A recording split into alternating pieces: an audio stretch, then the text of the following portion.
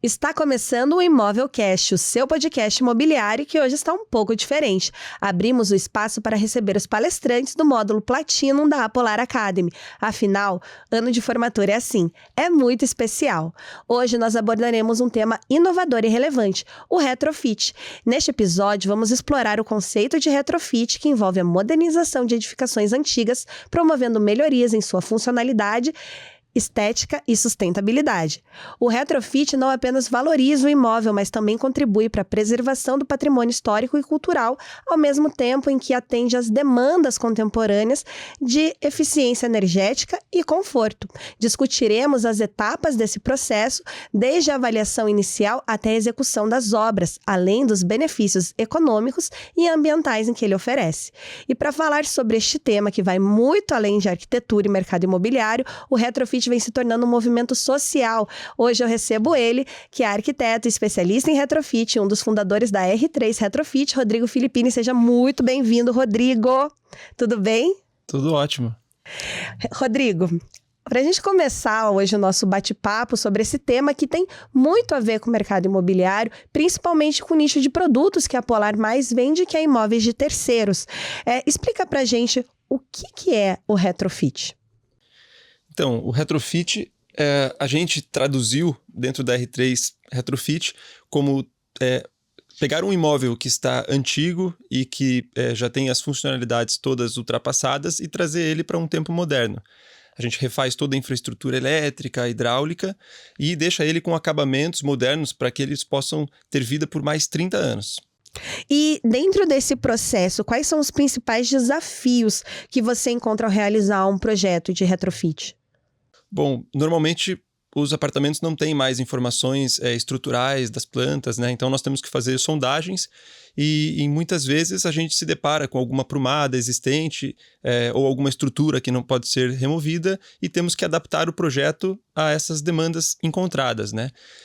Outra dificuldade é que esses condomínios também são antigos, muitas vezes os vizinhos não entendem que os apartamentos precisam passar por essa melhoria, então nós temos que lidar com situações condominiais, né? Envolve muitas vezes para alteração de pontos, acessar o forro do vizinho de baixo, é um incômodo por 4, 5 meses durante a obra, então esses são alguns dos desafios. E deixa eu te perguntar, porque eu acompanho o teu Instagram, a galera inclusive sigam a R3 Retrofit no Instagram, o perfil dele está bem aqui embaixo. Como que vocês envolvem a questão da sustentabilidade? Eu vi que para vocês é bem importante esse ponto. Como que envolve a sustentabilidade dentro de um processo de retrofit? Antes de mais nada, o próprio fato de fazermos um retrofit significa que uma incorporação a menos está surgindo na cidade, né? Imóveis que estão muitas vezes desocupados, faz com que as pessoas tenham que comprar imóveis mais distantes, isso faz com que as pessoas tenham que se locomover. Então, o fato da gente estar povoando novamente imóveis que estão desocupados e não construindo, acho que é o principal fator de sustentabilidade do retrofit, né? Mas outro ponto é que a gente busca sempre aproveitar o que os imóveis têm de especial e que podem ser aproveitados, né? Então, um piso de parquet que ultimamente está voltando a ser tendência, a gente busca sempre aproveitar nos projetos, todo o dejeito do retrofit, o que pode ser aproveitado, por exemplo, louças antigas, metais, a gente faz destinação, seja para caçamba do bem, seja para obra nossa, algumas organizações que atuam a favor, né, da sustentabilidade. Nós buscamos também a marcenaria que não pode ser aproveitada, direcionar para alguma família que tenha necessidade. Então, o que vai para caçamba mesmo é aquilo que não pode ser aproveitado e aí a gente destina para locais corretos, né? Separando o que é entulho, o que é material de gesso e destinando corretamente.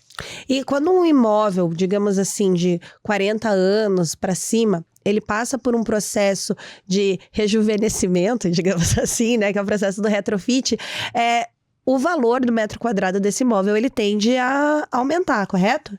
Sem dúvida.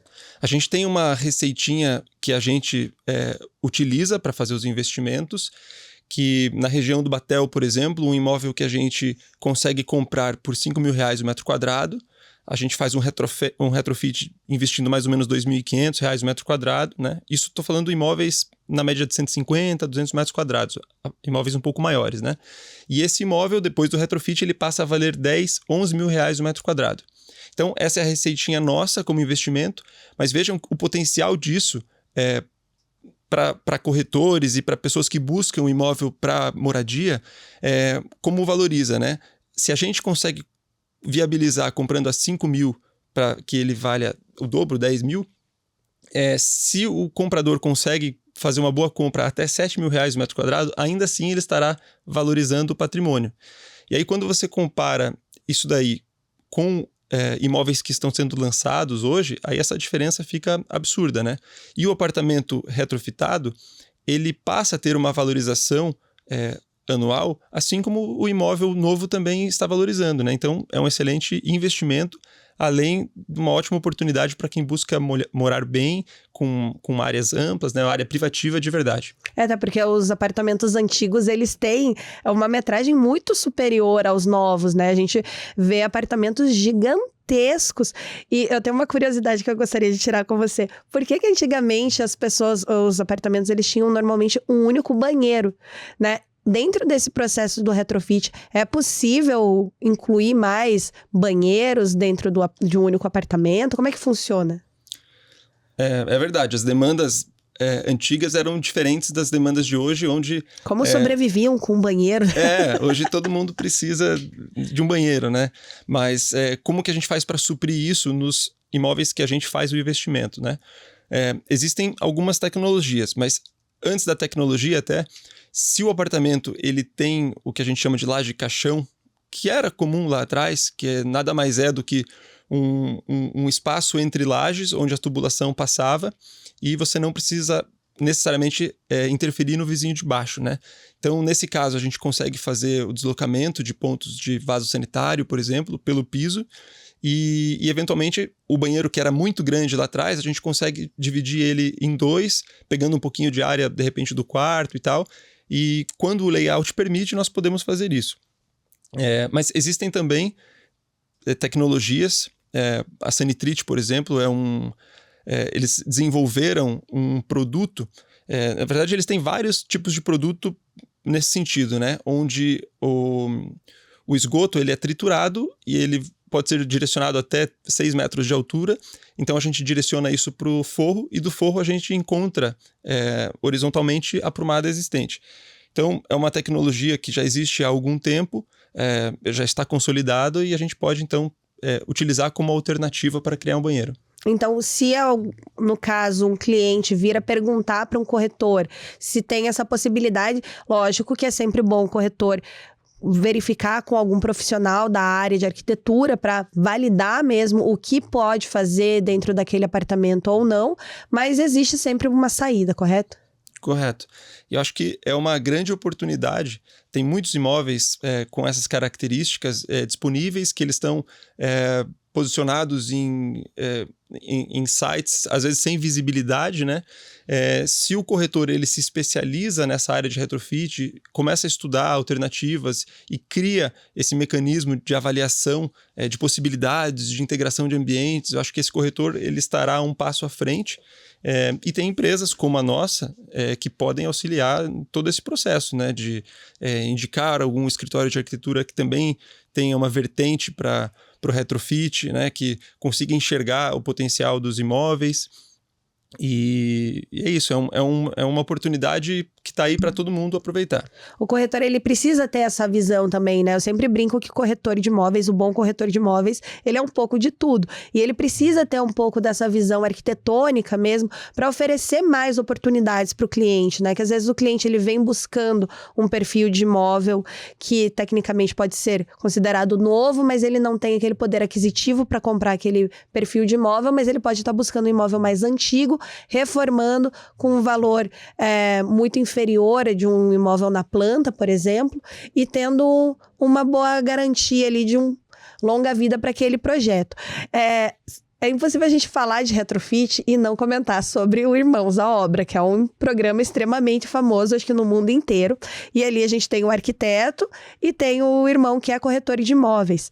E no final do programa ele sempre fala, a casa valia isso e agora ela vale isso, né? Como que eles conseguem fazer essa avaliação? Como que o corretor ele consegue avaliar um imóvel que é retrofitado? Porque hoje, normalmente, eles usam do entorno ali para fazer a avaliação do imóvel, mas quando ele é retrofitado dentro de um prédio antigo ou de uma região ali que o metro quadrado está mais baixo, como que ele pode fazer essa avaliação? Eu acho que ele pode buscar referências com a R3 Retrofit, por exemplo, né?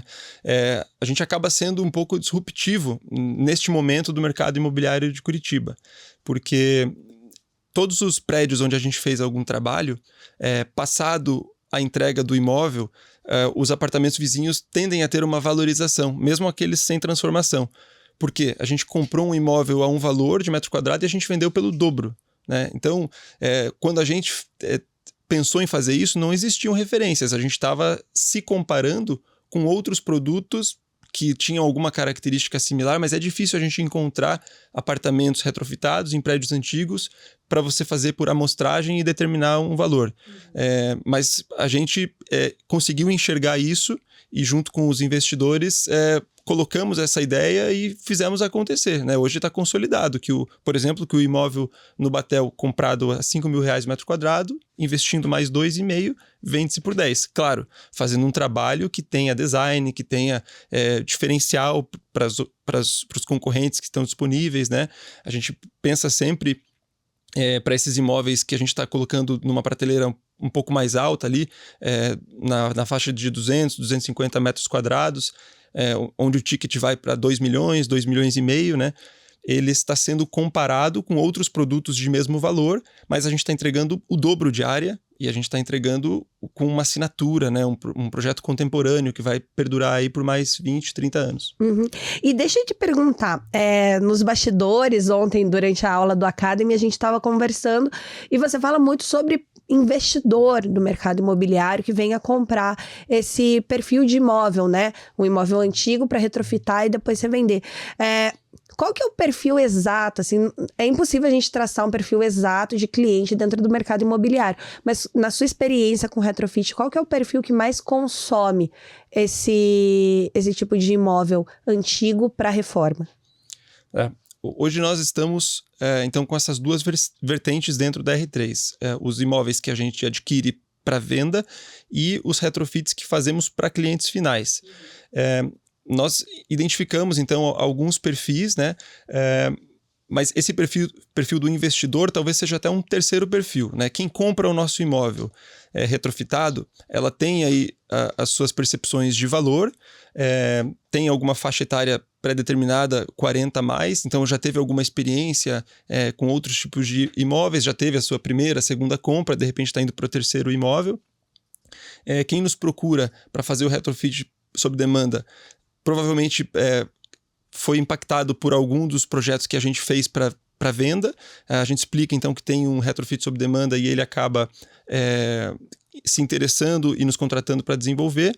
E recentemente, para a 6ª rodada de investimento que nós fizemos, para 3 imóveis ali na região do Batel, nós fizemos uma campanha e identificamos então as pessoas que gostariam de investir no mercado imobiliário através de cotas, que é o que a gente disponibiliza para esses investimentos. Uhum. E rapidamente nós conseguimos fechar então esse grupo para investir na ordem de 5 milhões entre compra e o retrofit dos imóveis em si.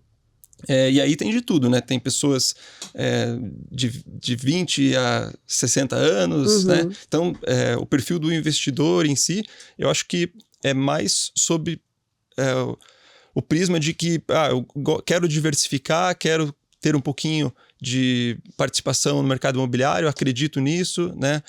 Acho que muitas pessoas que investem com segurança optam por investir no mercado imobiliário. Que o retrofit, ele abre muito o leque de possibilidades dentro do mercado, né? Que às vezes um imóvel que tá ali esquecido, como você falou mesmo no começo do programa, ele fica esquecido ali e agora tendo essa possibilidade de uma renovação, de uma valorização e ainda trazendo o seu cliente para dentro de regiões consideradas nobres da cidade, hoje, se ele for comprar, por exemplo, vou citar o nome de alguma construtora, um apartamento de 200 metros quadrados da Yoshi, no Batel, ele vai pagar na casa de milhões, né? E daí ele ainda pode ter essa possibilidade de morar no apartamento de 200 metros quadrados no Batel, pagando 600 mil e fazendo uma reforma que não vai chegar a 1 milhão, o valor total de investimento depois, né? Dentro desse processo, agora é uma dúvida minha, quanto custa, mais ou menos, um projeto básico de retrofit? Tá. Eu vou pegar esse teu exemplo para trazer para números bem precisos, né? Então, esse imóvel de 200 metros quadrados no Batel, se o comprador conseguir comprar por R$1 milhão, que seria R$5 mil o metro quadrado, seria uma excelente compra, né? Então, nós investiríamos provavelmente nesse produto se o prédio tiver características mínimas ou necessárias, né, para que a gente, depois de retrofitado, a gente consiga vender pelo ticket que ele vai valer. Então, comprou por R$1 milhão. O retrofit, ele vai custar mais ou menos 2.500 o metro quadrado. A gente está falando, então, de R$500 mil aí, para os 200 metros quadrados, né? Então, 1 milhão e 500. Esse imóvel, depois de pronto, ele passa a valer R$2 milhões.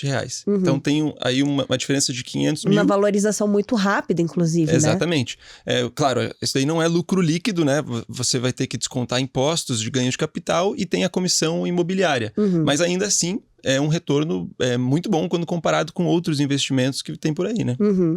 E dentro da sua experiência no retrofit, você contou um pouquinho sobre a sua empresa, mas eu gostaria de saber um pouco mais. Você, como arquiteto, o que te levou a querer reformar imóveis, né? Entrar de fato nesse cenário do retrofit, que você comentou que você viu um nicho dentro, que estava ali vago em Curitiba, e realmente são pouquíssimos escritórios que trabalham especificamente com retrofit.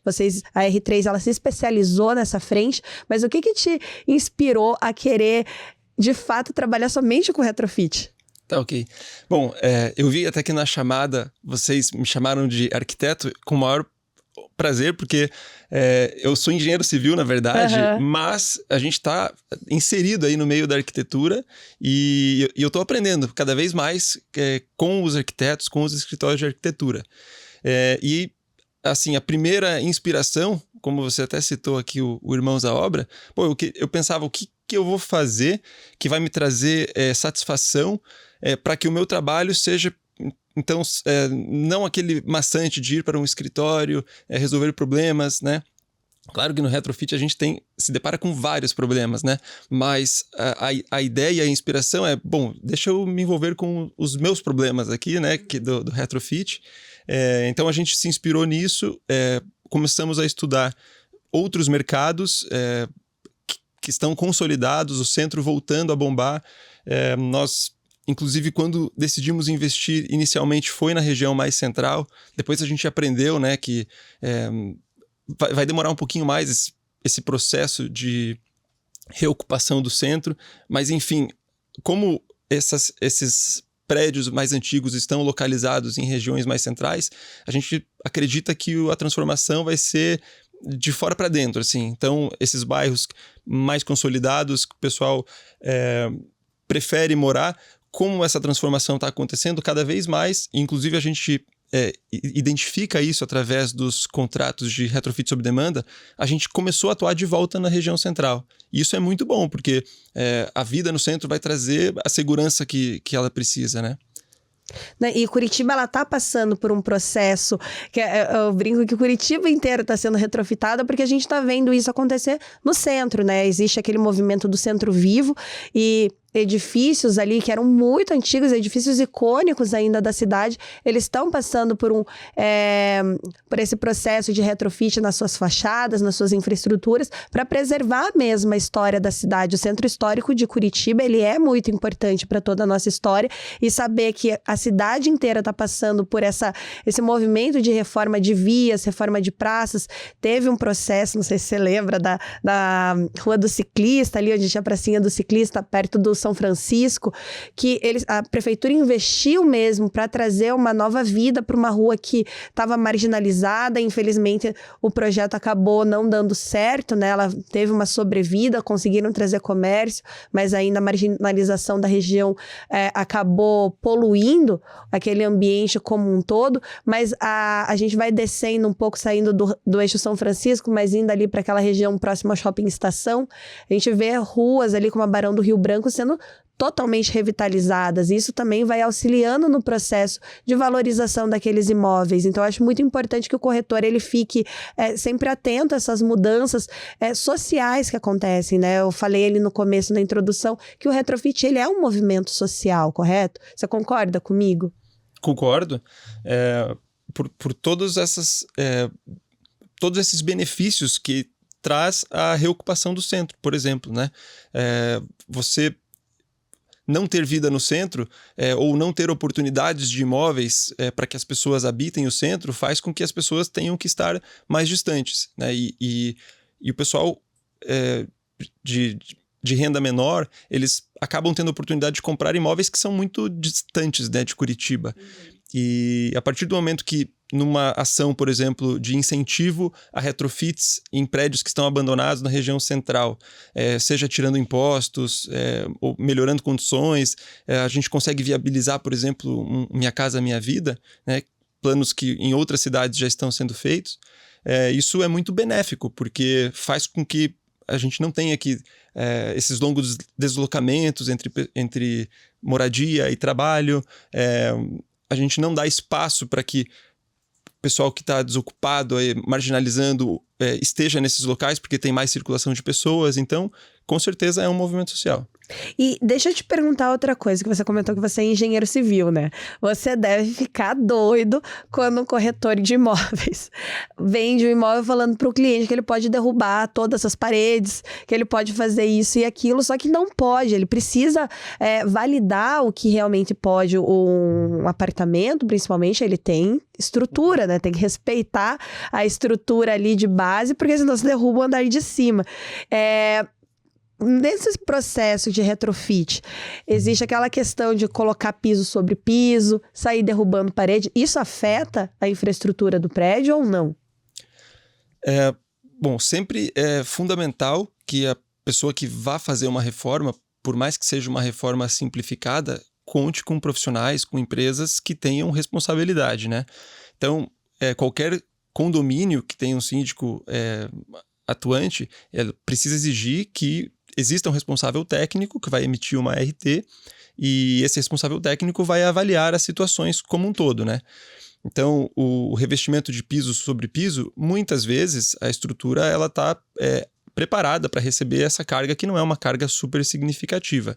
É diferente de sacadas, por exemplo, que muitas vezes no cálculo estrutural não está previsto, por exemplo, o fechamento com cortina de vidro, que já é uma carga, depois faz o nivelamento do piso e depois coloca um outro revestimento. Se todos os apartamentos fazem isso, existe uma carga que não foi projetada inicialmente lá naquele cálculo estrutural. Mas então, contratando uma empresa ou um profissional que tenha essa responsabilidade, ele vai avaliar. Obviamente, pode fazer sondagens manuais, ou existem equipamentos que você consegue identificar que tipo de material que está passando por detrás da parede, né? Então, tudo que é estrutural nunca pode ser mexido, e onde passam prumadas, seja a hidráulica ou elétrica comum ali do prédio, tem que ser tomado o devido cuidado. Não é impossível fazer desvios de prumada, por exemplo, mas tem uma complexidade, tem vários condomínios que permitem, outros que não permitem. Então, tem que identificar, além das características e responsabilidade técnica, o que cada condomínio permite. E durante todo esse processo do retrofit, o corretor ele já não acompanha mais o cliente, né? O corretor ele faz o processo de escolha do imóvel, o processo de venda, e ali se encerra aquela contratação, aquela chance de negócio. Depois disso, Durante o processo de apresentação de um imóvel, o cliente chegou, gostaria de ver um imóvel que pode ser retrofitado, ele sempre vai perguntar quais paredes que podem ser derrubadas, o que pode ser feito ali, e o corretor ele tem que estar preparado para essas dúvidas, né, na hora de atender esse perfil de cliente, principalmente se for um cliente investidor. Cliente investidor a gente já sabe que ele quer ir ali, ó, para fechar negócio, ele é muito mais certeiro, ele não tem aquele tempo da galera que está querendo buscar um lar. Você como arquiteto e engenheiro, qual que é a sua dica ali de primeira mão para o corretor identificar se ele pode fazer alguma coisa? Porque normalmente imóveis antigos não vêm com aquela planta, com aquele manual do condomínio que pode e que não pode fazer. Qual que é a sua dica? Assim, é bater na parede? É pisar forte no chão? Como que faz? Eu acho que o corretor ele vai ficar cada vez mais treinado, né? Mas existem algumas características. O pilar ou a viga, normalmente eles são mais espessos do que o volume da parede, né? A espessura da parede. Então, você consegue identificar, em muitos casos, através desse volume, trata-se de uma estrutura. Então, quando você dá a batidinha, consegue sentir que é diferente o som do que bater numa parede de alvenaria, de tijolos, né? Então, é muito comum, quando a gente vai visitar um apartamento, que a gente comece a bater nas paredes para identificar se faz algum som diferente e se pode ser, então, alguma estrutura ou, eventualmente, até identificar alguma região onde está passando essa tubulação de prumada. E é treino, né? Depois de alguns imóveis, bate o olho, já vê esse sobressalto, já sabe, ó, se a gente tirar essas paredes, vai ficar esse pilar aparente. Mas mesmo esse pilar aparente, muitas vezes ele pode ser incorporado a esse novo layout de projeto, né? É muito comum, inclusive. Vários projetos que a gente fez, nós trouxemos, inclusive, a característica pura desse elemento, que foi desgastar ele, deixar o concreto aparente, e ele acaba se tornando, inclusive, um destaque, né, do projeto. Teve um caso que eu vou até trazer aqui, que ele é antigo na história da Polar, mas ele foi muito curioso, que o corretor ele vendeu uma casa. Já era uma casa que estava, acho que no 3º ou 4º proprietário, e eles foram fazer uma reforma, e durante a reforma eles acharam um painel do Poti Lazarotto. E daí a hora que... Óbvio que Curitiba é um ovo, todo mundo sabe de tudo. O antigo proprietário ficou sabendo que tinha esse painel. Óbvio que se ele soubesse, o valor do imóvel seria outro, né? Então, pensa na felicidade do corretor que angariou aquele imóvel, porque daí o proprietário atual porque queria vender a casa de novo, porque daí seria um baita investimento, né? Então, a gente pode descobrir peculiaridades dentro do processo de retrofit. E a gente comentou muito sobre Irmãos à Obra, e eles sempre acham amianto. Aqui em Curitiba tem casa com amianto, você já encontrou amianto? O que é isso, afinal? Acho que quase todas as casas que eles trabalham lá nos Estados Unidos tem amianto. Né? Oh, não, sua reforma custará $5.000 a mais, né? E aí eles deixam de fazer algum ambiente para poder resolver a questão do amianto. Bom, acredito que isso é uma tecnologia que eles utilizavam nessas construções a seco, né? Que é drywall, que é muito comum, steel frame lá nos Estados Unidos, mas que aqui desses imóveis antigos que a gente está trabalhando, todas são construções tradicionais, assim, de alvenaria. O que acontece em reforma de casa, por exemplo, é a gente descobrir que todas as paredes são estruturais e a gente não pode fazer grandes aberturas nas paredes ou para novas janelas, porque a parede está cumprindo uma função estrutural. E aí, nesse caso, a gente tem que investir em reforço estrutural. Às vezes, criar pilares e vigas metálicas. E isso é uma surpresa negativa, muitas vezes, porque tem que fazer um investimento maior e uma despesa que o cliente não estava considerando. Isso aconteceu agora, recentemente, em uma das casas que a gente está reformando, onde todas as paredes eram estruturais e aí tem um custo não orçado, uma despesa que a gente não estava considerando, que foi na ordem de R$40 mil, né? Então, realmente... Se o cliente não tem condições, nesse caso, de fazer esse investimento a mais, nós temos que pensar o que deixar de fazer, que é muito comum também nesses programas, né? Para que o orçamento não estoure. E dentro desse processo, você podia trazer mais um exemplo curioso, assim, que aconteceu durante alguma reforma? Em termos de surpresa, assim, positiva ou negativa, nada muito espantoso, mas nós... constantemente identificamos, por exemplo, algum revestimento legal que estava embaixo de um piso laminado ou de um carpê que não tinha sido sondado pelo cliente. O famoso chão de taco. E tem o taquinho de parquet, né? Pô, isso é uma surpresa positiva. Revestimentos são muito caros, são um dos itens mais caros de uma reforma, né? Então, quando a gente encontra isso e tem condições de uma revitalização, é uma surpresa super positiva. E qual dica que você daria para o corretor que está querendo entrar nesse mercado para poder auxiliar e atender clientes e investidores? Qual dica que você daria para ele identificar imóveis que têm esse potencial de retrofit? Tá. Então, na visão do comprador, esse imóvel ele tem que estar numa boa relação, então, de reais por metro quadrado, né? A área privativa. Mas, tirando isso daí, localização é fundamental, né? Onde as pessoas estão procurando imóveis. Prédios que estejam, mesmo que antigo, mas estejam conservados, que o síndico esteja fazendo um trabalho legal, pensando em modernização de portaria, já de repente com aquele muro de vidro, que é um indício de que o condomínio está se preparando para trazer esse prédio para tempos modernos. Depois, se o apartamento tem uma vista legal, se o entorno já está consolidado, então se vai ter uma insolação legal. Acho que tudo isso, características que o corretor já olha, né, quando está vendendo um imóvel.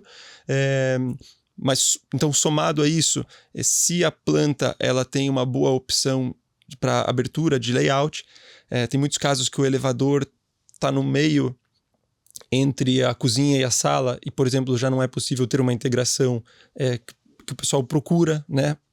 Então, tem que pensar em como que esse imóvel vai ficar depois que algumas paredes saírem. Acho que essa seria uma boa dica.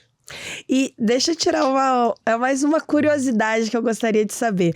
Que eu não sei se você ficou sabendo de um apartamento, ele saiu até na Casa Vogue, que ele foi retrofitado, mas ele foi meio que construído no salão de festas de um edifício na Carlos de Carvalho.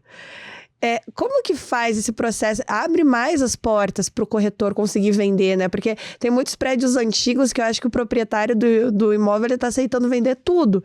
E daí esse cliente em específico, ele comprou o salão de festas do prédio e ele retrofitou inteiro, virou um apartamento magnífico. Essa carteira do retrofit, imóveis de retrofit, ela é muito ampla, né? Como que você vê isso daqui para frente? Bom, eu acho que eu conheço esse caso e conheço o proprietário, né? Para fazer esse retrofit dessa área comum, tem que contar com, primeiro, acho que apoio dos vizinhos, né? Às vezes é uma alternativa, caso não esteja sendo utilizado e tal, para que seja uma receita a mais para o condomínio e, de repente, com essa receita você consegue fazer a transformação de outras áreas comuns.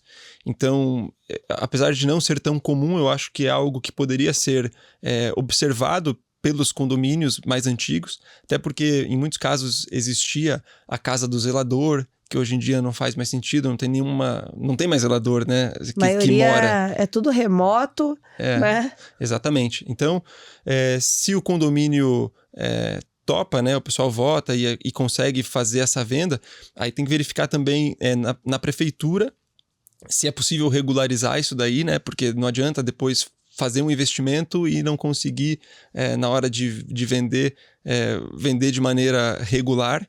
Então, se tiver com parâmetros na prefeitura que já estejam no limite, vai ter que aprovar isso via conselho, mas tem muitos escritórios de arquitetura preparados, então, para conduzir casos como esses. E acho que eles podem ser sim observados. E, Rodrigo, a gente pode ver com todo esse processo do retrofit que não existe imóvel ruim, né? Existem imóveis que não estão reformados. Antes da gente encerrar nosso programa, qual a sua dica para o corretor de imóveis, para ele conseguir enxergar no mercado do retrofit uma grande oportunidade de negócio?